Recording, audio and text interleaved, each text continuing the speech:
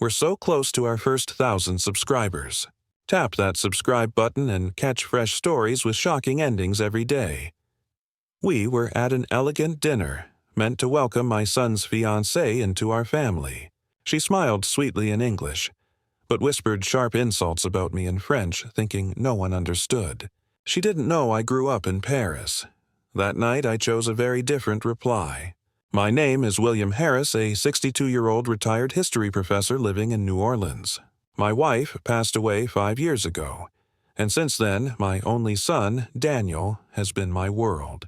He's 28 now, an ambitious software consultant who recently moved back to the city after working in Chicago. When he told me he had met someone special, a charming young woman named Camille, I was genuinely happy for him.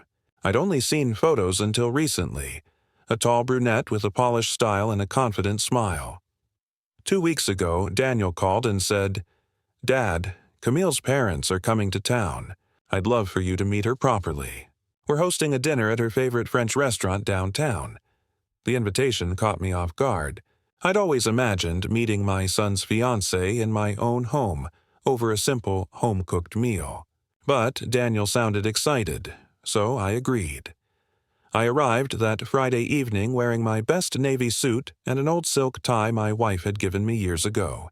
The restaurant, Maison du Vieux Carré, was a well-known spot in the French Quarter, elegant but not stuffy, with soft jazz playing in the background and warm amber lighting over white-clothed tables.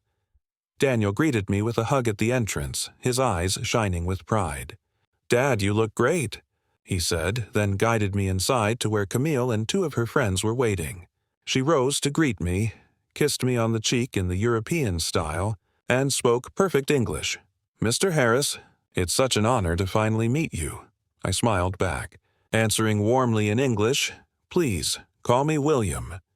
Inside, though, I noticed a faint flicker in her eyes, an appraising glance, almost like a calculation, before she returned to her seat. Dinner began with polite conversation. Camille told stories about her childhood summers in Provence. Daniel shared updates about work, and I added a few anecdotes about my university days. Outwardly, everything was lovely. Yet there were small signs, little cues that raised my historian's instinct. A smirk here, a glance between Camille and her friend when I spoke, a few words whispered in rapid French I couldn't quite catch from across the table. You see, before I ever became a professor, I spent my own childhood in Paris. French is as natural to me as English. But Daniel didn't mention that to Camille. She assumed, like most people do, that an American father from Louisiana wouldn't speak fluent French, and certainly not Parisian slang. By the time entrees arrived, a faint unease had crept into me. Something about the way Camille's tone shifted when she switched languages told me there was more happening beneath the polished dinner conversation. I kept my face neutral, my smile easy. Years of teaching had taught me patience, and I decided to simply listen. Little did Camille know, that dinner would become a turning point, not only in how she saw me, but in how my son would see her forever. The first course came out, creamy lobster bisque, and with it Camille's confidence seemed to grow. She and her 2 friends switched more frequently to French, speaking faster, assuming no one at the table understood them. Their English remained polite and formal, but their French became sharper, laced with slang and half-hidden judgments. I sat very still, spooning soup slowly, letting their words drift to me. Years in academia had taught me how to listen without appearing to. What I heard stung, not because of the insults themselves, but because of the easy, casual cruelty. "Regard son costume," one of her friends snickered. "Look at his suit. Oui, il ressemble à un concierge d'hôtel," Camille replied. "Yes, he looks like a hotel doorman," her friend laughed. "Et il mange comme un vieux paysan," Camille added under her breath. "And he eats like an old peasant." Daniel, oblivious, was telling me about a new project at work. I nodded at him, smiled at Camille, and let my eyes wander around the restaurant. Inside, though, I felt a slow burn. This wasn't a misunderstanding. It was arrogance. As the second course arrived, roast duck with citrus glaze, their French commentary grew bolder. Camille bragged about polishing Daniel so he'd fit in with her crowd. She mused about enduring me only until the wedding was over. She called my small garden-style house in the Marigny a quaint shack. She had no idea that every word lodged in my memory with professor-level precision. But as anger rose, so did something else, a strange sense of curiosity. What did she want from my son? Why this performance? I decided to keep playing the part of the oblivious father. "William," she said brightly in English, "Daniel tells me you used to teach history at Tulane." "Yes," I replied with a smile, "specializing in European revolutions. You could say I know a little about people underestimating the quiet ones." She laughed lightly, not catching the subtext. In the pause before dessert, I excused myself to the restroom. There, standing at the sink, I breathed deeply. I thought of Daniel's childhood, how I'd raised him to be kind and hard-working, how proud I'd been when he introduced me to Camille. He had no idea what she really thought of me, or of him. By the time I returned to the table, I had decided on my course of action. The last thing I wanted was a dramatic explosion in the restaurant. But I also wasn't going to let her insults go unanswered. When I sat down, Camille and her friend were giggling again in French. "Il est trop naïf," she said.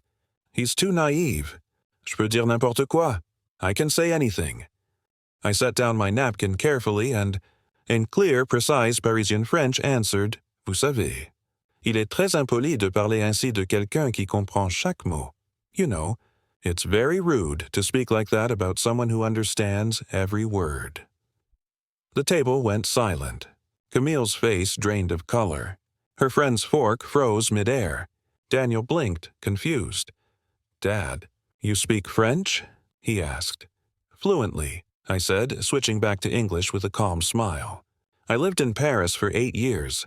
Taught there, too," Camille stammered. I didn't." I held up a hand gently. "It's all right. I just think honesty works better than whispers." The server appeared with the dessert menu, breaking the tension.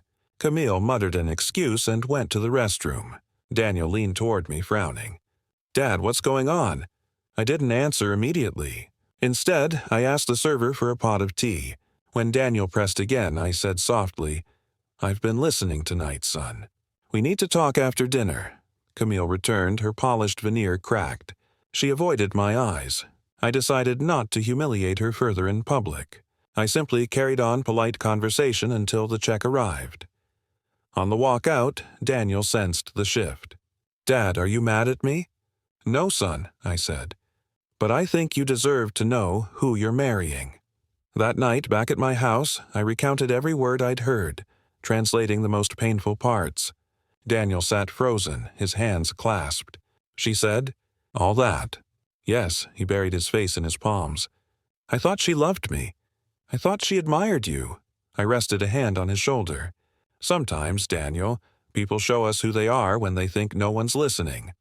By the end of the evening, he had made a decision. The wedding would be postponed.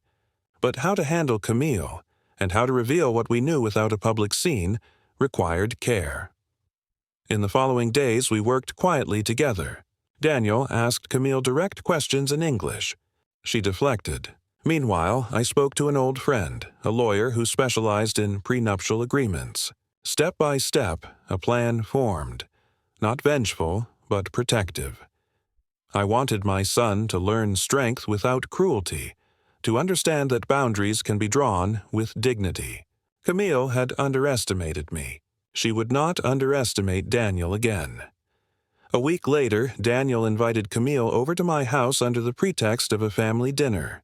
The small dining room smelled of rosemary chicken and fresh bread. The three of us sat down. There were no friends, no background noise, just the quiet weight of what was about to unfold. I watched Daniel closely. He looked calmer than I expected, though his jaw tightened as he poured water into Camille's glass. She glanced around the room, clearly uncomfortable in a space she had previously mocked. She complimented my decor in forced English. "Such a quaint little place." Daniel didn't smile. "Camille," he said softly, "we need to talk before we eat." She looked at him, puzzled. "About what?" He glanced at me. I gave him a slight nod. It was his moment to lead. "I know what you said about my father last week," Daniel said, voice steady. "In French." Her mouth opened, but no sound came out. "I've replayed it," he continued. The suit. The house. Enduring him until the wedding. All of it. She turned to me, eyes flashing. "You told him?" I met her gaze evenly. "I didn't have to. You told him yourself. You just didn't know he speaks French, too." Camille's cheeks flushed crimson. I was joking. We were just—" Daniel held up his hand. "Stop. Jokes are meant to be funny. What you said was cruel, and you know it." Silence stretched. She looked between us, searching for an escape. "Daniel, I love you. Do you?" His voice cracked, but he didn't look away. "Because the woman I want to marry wouldn't treat my family like this." She blinked rapidly. "You're overreacting." "No," he said firmly. "I'm seeing clearly. We're postponing the wedding. I need time to think." Camille's chair scraped against the tile as she stood. "You can't be serious." "I am," Daniel replied. "And until you can respect my father, you don't respect me." Her hands trembled as she grabbed her purse. She looked at me once more, perhaps expecting anger or triumph. All she saw was calm. "You'll regret this," she hissed before storming out.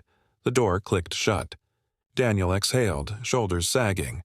For a long moment he stared at the empty chair, then turned to me. "Dad, I can't believe I didn't see it." "You did now," I said quietly. "And that matters more than anything." He rubbed his eyes.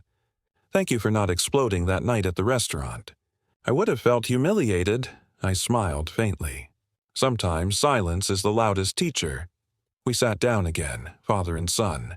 The food cooling on the table, but something stronger settling between us. Respect, and a new kind of trust. The following weeks were quiet, but not empty. Daniel threw himself into work, and for the first time in years he came over on Sunday afternoons just to talk. We didn't discuss Camille at first. We spoke about his projects, about the books he was reading, even about the old bike rides we used to take when he was a kid. It was as if that single dinner had cracked open a door we'd both been afraid to touch. Camille sent Daniel a few apologetic texts, and later a long email. She claimed she had been nervous, she had tried to impress her friend, she had drunk too much wine. Daniel read it all and then put his phone face down. "Excuses don't equal respect," he said quietly. For once, I didn't offer an opinion. He needed to decide on his own. One Saturday morning, Daniel asked if he could bring someone over. When he arrived, it wasn't Camille at his side, but an older woman, Madame Lefebvre, his former French professor. Daniel introduced her warmly. "Dad, she's been a mentor. Helped me figure some things out." Over coffee, they spoke with me in French, switching seamlessly between languages. It felt surreal. The very language that had hidden the insult was now a bridge between us. Later, Daniel admitted he'd called off the engagement. He didn't gloat, and I didn't celebrate. We simply sat in the backyard under the oak tree, listening to the wind. "It hurt," he said, "but I'd rather face the truth now than later." He looked at me with new eyes. "I never told you, but I always admired how you built a life here from nothing. Learning the language, the culture, working hard. I guess I forgot that at the table that night." I put a hand on his shoulder. "We all forget sometimes, but respect, for yourself and for others, is non-negotiable. That's what love really means." Daniel smiled, a little sad but stronger. "I get it now. Months passed. He met new people, traveled for work, and little by little his confidence returned. I wasn't sure where his heart would lead him next, but I knew it would be on his own terms." Looking back, I'm grateful I stayed silent that night in the restaurant.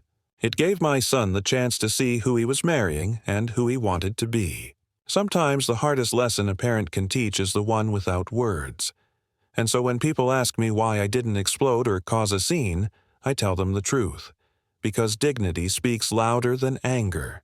That dinner may have ended an engagement, but it saved my son from years of living with someone who disrespected him, and it brought us closer than we'd ever been before.